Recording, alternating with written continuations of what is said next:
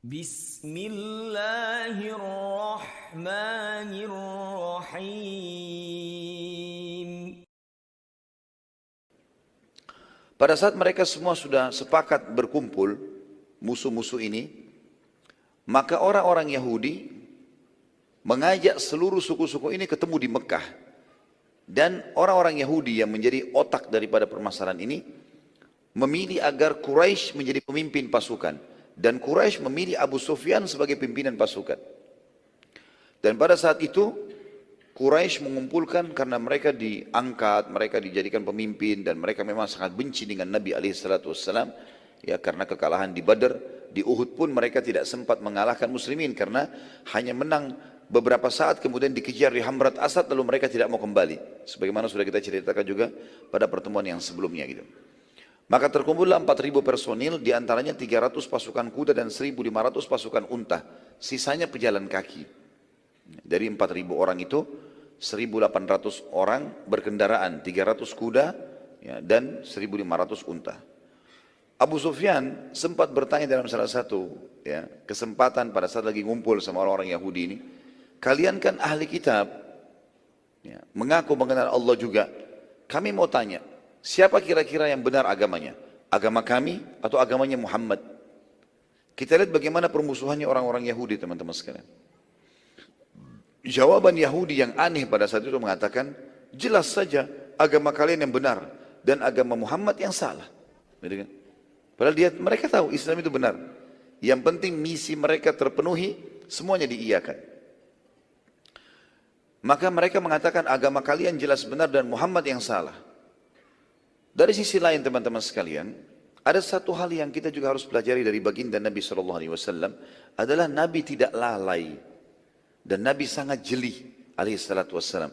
Beliau tidak pernah membiarkan begitu saja musuh tanpa mempelajari ada apa nih. Ya. Beliau tidak lalai, selalu jeli dalam masalah ini. Nabi SAW mengirim mata-matanya, mengintai di sekitar Madinah, mendekati Mekah, mendekati beberapa wilayah. Dan terkumpul informasi, berhasil mata-mata Nabi SAW dengan hikmah Allah mengumpulkan informasi ini, padahal mereka berusaha untuk merahasiakannya. Dan sampai pasukan Nabi SAW atau mata-mata Nabi mengetahui jumlah mereka 10.000 orang. Dan mereka akan bergerak beberapa hari lagi untuk menyerang Madinah. Nabi SAW pada saat itu bermusyawarah dengan para sahabat. Apa kira-kira solusinya? Sekarang pasukan sebesar ini, 10.000 orang, itu akan menyerang Madinah. Ada di antara sahabat mengatakan, ya Rasulullah, kita keluar saja, serang Mekah, gitu kan? Sebelum mereka datang. Ada juga yang mengatakan, ya Rasulullah, kalau kita keluar, jumlah kita sekarang, pasukan yang bisa kita kumpulkan sekarang, paling 1.000. 1.000 dengan 10.000 terlalu besar. Kita butuh benteng yang lebih kuat. Artinya ini bermusyawarah tentunya, bukan tidak yakin dengan janji Allah. Maka mengerucut pada saat itu jumlah sahabat yang berharap agar tidak keluar dari Madinah, bertahan di benteng Madinah, lebih banyak daripada yang mengajak keluar. Maka berkatalah satu orang sahabat yang mulia, Salman Al-Farisi. Salman radhiyallahu anhu diberikan julukan dengan Al-Farisi karena dari negeri Persia. Sebagaimana ada sahabat Nabi yang lain juga, kita tahu Suhaib dari wilayah Romawi diberikan julukan dengan Suhaib Ar-Rumi. Ya. Bilal Al-Habashi, ya, dari negeri Habasya. Jadi ini penisbatan nama wilayahnya. Salman Al-Farisi mengatakan, dan dia kebetulan memang pernah menjadi Perdana Menteri Raja Persia sebelum masuk Islam. Dan dia termasuk ulamanya sahabat ini. Karena dia masuk Islam itu masuk Islam dengan ilmu yang luas. Dia pernah masuk agama Yahudi, dia sudah hafal Taurat, kemudian ditinggalkan sama dia karena dia tahu penyimpangannya. Dia pernah masuk Nasrani, ya, sebelum tentu Yahudi pernah penyembah api. Orang Persia. Kemudian pindah ke Yahudi, kemudian pindah ke Nasrani, baru kemudian dia waktu dengar Nabi SAW diutus, dia masuk Islam. Dan menghafal Al-Quran. Jadi dia satu-satunya sahabat yang menghafal Taurat, Injil dan Al-Quran. Semuanya luar biasa. Sampai diberikan julukan ulamanya sahabat radhiyallahu anhu ini. Juga dia punya kedudukan. Dia pernah jadi Perdana Menteri di Persia. Dia tahu betul. Makanya salah satu personil yang sangat kuat dalam pembebasan Persia di zaman Umar bin Khattab adalah Salman radhiyallahu anhu. Beliau juga termasuk dalam pasukan yang menembus wilayah Persia. Pada saat itu Salman mengatakan, ya Rasulullah, Di negeri kami dulu Persia, kalau kami terdesak, musuh banyak, atau diserang tiba-tiba dalam waktu dekat, kami nggak siap untuk itu, maka kami membuat parit-parit. Baik itu lubang-lubang yang banyak, jebakan-jebakan sehingga musuh jatuh di dalamnya, atau kami mengelilingi kota kami, wilayah kami dengan parit yang besar. Setelah Nabi SAW tanya panjang lebar bagaimana parit itu, diceritakan oleh Salman. Digali seperti ini, dibuaskan seperti ini, dan Salman Al-Farisi pernah Perdana Menteri, tahu bagaimana pembuatan parit itu. Setelah terinci semuanya, kata Nabi SAW, ide yang bagus. Semua sahabat juga setuju. Maka mulailah Nabi SAW menggerakkan sahabat mengikuti instruksi Salman radhiyallahu anhu. Kita perlu tahu juga keadaan dulu teman-teman sekalian. Kondisi kota Madinah itu berada di utaranya Mekah. Jadi, atau kita bicara kota Madinah saja. Kalau kotak mihrab ini di depan kita semua ini di atas saya adalah kita ibaratkan dengan kota Madinah, maka Madinah itu berada di utara Mekah. Jadi Mekah itu ada di selatan, di bawah, ya, di daerah bawah. Atau mungkin terlalu besar ini. Kalau kita ibaratkan misalnya ini kota Madinah, maka Mekah itu ada di bawah, di selatannya. Mekah ada di selatannya. Dan Madinah memiliki pintu gerbang di wilayah selatan. Di kiri kanan Madinah, timur dan baratnya itu ada wilayah luas, sekian hektar luas sekali, dikenal dengan Harra Syarqiyah dan Harra Gharbiyah. Wilayah timur dan wilayah barat, dan ini luas, seluas kota Madinah, sampai hari ini masih ada. Kalau teman-teman lagi umrah atau apa bisa mengatakan saya mau lihat Harra Syarqiyah, Harra Gharbiyah, wilayah barat dan wilayah timur. Itu dipenuhi teman-teman sekalian dengan batu-batu hitam dan tajam. Sekian hektar. Jadi Madinah itu nggak bisa diserang dari timur dan baratnya, mustahil, susah. Dengan hikmah Allah, Allah membuat kota itu seperti itu. Kemudian di utara Madinah, kan Mekah tadi di selatannya, di utara Madinah ini penuh dengan pohon kurma. Jadi kalau orang Mekah mau menyerang cuma satu pintu, cuma dari selatan ini. Mereka kalau mutar ke timur atau ke barat nggak bisa masuk.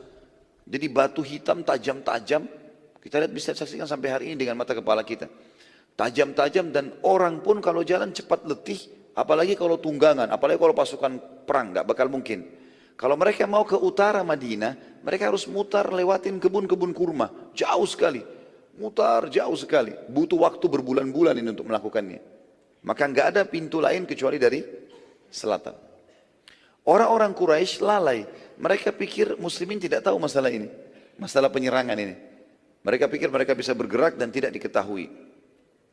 Maka Nabi SAW menyuruh membuat parit di selatannya Madinah, dikelilingi wilayah Madinah saja. Wilayah Harra Syarqiyah, Harra Gharbiyah tidak perlu lagi ada parit, belakang juga nggak perlu ada parit. Dan Nabi SAW mengatur itu. Parit ini teman-teman sekalian, khilaf di antara sejarah tentang masalah dalamnya. Tetapi yang kurang lebih, saya juga pernah sebutkan riwayat, dalamnya itu sampai 7 meter, lebarnya 15 meter. Tapi ada riwayat yang sekarang saya pegangi, yang terakhir saya temukan adalah riwayat yang lebih kuat tentunya. Kurang lebih dalamnya 5 meter, lebarnya 7 meter. Dalamnya 5 meter, dan 5 meter ini sudah kurang lebih seperti masjid kita ini. Ya, dalamnya. Jadi orang kalau sudah jatuh ke dalam nggak bakal bisa keluar. Parit itu kecuali menggunakan alat atau wadah untuk bisa naik. 5 meter kurang lebih seperti tembok masjid kita ini. Lebarnya 7 meter, berarti lebih luas lagi. Mungkin dari tempat saya duduk melewati tiang ini sampai ke sana 7 meter. Dan ini sudah cukup teman-teman sekalian untuk tidak bisa dilewati oleh kuda. Kalau unta jelas tidak mungkin bisa. Tapi kalau kuda biasanya digunakan untuk loncat, dan kuda biasanya kalaupun dia loncat yang sangat kuat 4 meter ya. 3 meter, 4 meter, ya 5 meter itu sudah luar biasa. Makanya sudah ukuran kuda, 7 meter mereka sudah tidak bisa loncati. Walaupun nanti kita akan lihat di perang ini, ada beberapa orang Quraisy yang punya keterampilan luar biasa berhasil meloncati parit tersebut. Ya. Ada 5 orang nanti yang berhasil loncat dan mengajak muslimin untuk duel. Mulailah baginda Nabi SAW membagi muslimin. Dibuatlah peraturan oleh Nabi SAW, semua laki-laki muslim nggak boleh tinggal di rumahnya, nginap di situ, di wilayah yang mau dibuat parit. Dan Nabi SAW membagi, Setiap 10 orang dipimpin oleh satu menggali wilayah tertentu. Jadi luasnya 7 meter kali sekitar 3 meter atau 4 meter, ya. Itu sekitar 7 kali 3, sekitar 21 meter per 10 orang. 10 orang, 10 orang, 10 orang, terus supaya terbagi, mecah, karena luas sekali. Wilayah Khandak itu luas sekali. Maka mereka harus menggalinya dan harus menyelesaikan dalam hitungan sekian hari saja. Khilaf dalam sejarah berapa harinya. Ada yang mengatakan seminggu, ada yang mengatakan 10 hari. Karena pasukan sudah mulai mau bergerak dari Mekah. Dalam riwayat Bukhari disebutkan, ya, tentang ada beberapa kejadian setelah pembagian itu, mulailah sahabat bekerja. Ada beberapa kejadian-kejadian, di antaranya para sahabat saling memotivasi dengan syair-syair dan perkataan. Dan Nabi SAW juga mengucapkan doa-doa mulia yang akhirnya diikuti oleh para sahabat. Ada satu orang pada saat itu bernama Ju'ailin. Ju'ailin ini teman-teman artinya serangga. Karena orang ini di padang pasir. Ya. Orang-orang padang pasir sering menamakan anak-anaknya dengan nama hewan. Ya. Seperti itulah. Dan ini sebenarnya dalam Islam dianjurkan jangan, ya. Lebih baik dihindari. Kita cari nama-nama yang mulia. Karena manusia lebih mulia daripada hewan gitu. Ya. Tapi ada saja orang yang menamakan itu. Yang jelas Ju'ailin namanya serangga. Dia rupanya datang, dia masuk Islam. Kemudian Nabi SAW menanyakan, siapa namamu? Dia bilang Ju'ailin. Kata Nabi SAW, sekarang kau Amr. Sekarang kamu Amr. Dan ini juga bagian dari syariat teman-teman sekalian. Siapapun yang masuk Islam ataupun orang Muslim tapi namanya tidak baik, artinya diganti. Sunnah Nabi SAW itu ganti nama. Ya, saya dulu waktu masih mengajar di kampus, banyak mahasiswa saya ganti namanya. Gitu. Tapi tidak harus, saya tidak perintahkan mereka atau minta mereka untuk mengganti di KTP segala, itu mungkin butuh proses di akte lahir. Tapi minimal nama panggilannya. Karena kadang-kadang artinya nggak baik gitu kan. Atau mungkin tidak punya makna. Kenapa kita tidak pakai nama-nama mulia, nama sahabat, nama para nabi-nabi misalnya. Yang jelas Nabi SAW langsung mengganti Ju'ailin menjadi Amr. Karena Nabi SAW mengganti, maka para sahabat melantunkan syair mengatakan sammahu ba'da Ju'ailin amran wa kana lillahi fil yaumi barran. Dia telah diberi nama setelah Ju'ailin Amran, dan Allah pada hari ini akan memberi kebaikan. Lalu mulailah para sahabat melantunkan itu sebagai motivasi satu sama yang lain. Di dalam riwayat Bukhari yang lain, Sahal bin Sa'ad radhiyallahu anhu berkata, kami bersama Rasulullah SAW di dalam parit. Jadi Nabi SAW juga tipologi raja dan pemimpin yang perlu dicontohi teman-teman sekalian. Karena beliau kalau memerintahkan sesuatu, beliau ikut langsung. Bukan cuma bicara. Sekarang kan banyak begitu. Presiden atau raja, perang. Dia duduk makan, enak. Dia nggak ikut sama sekali. Pasukannya ada yang mati sekian orang, ya sudah ganti yang lain. Enak benar gitu. Dia nggak ada partisipasi sama sekali gitu. Nabi SAW tidak turun di parit, ikut menghancurkan, menggali segala macam gitu.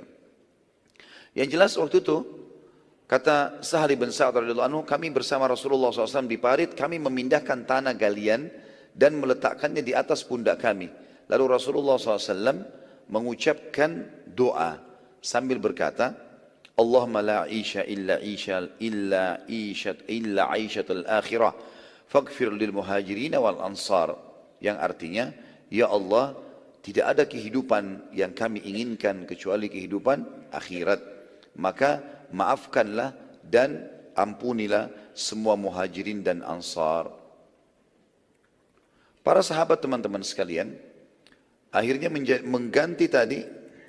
Para sahabat akhirnya menjadikan doa Nabi SAW ini menggantikan tadi syair yang mereka lantunkan tentang Ju'ailin.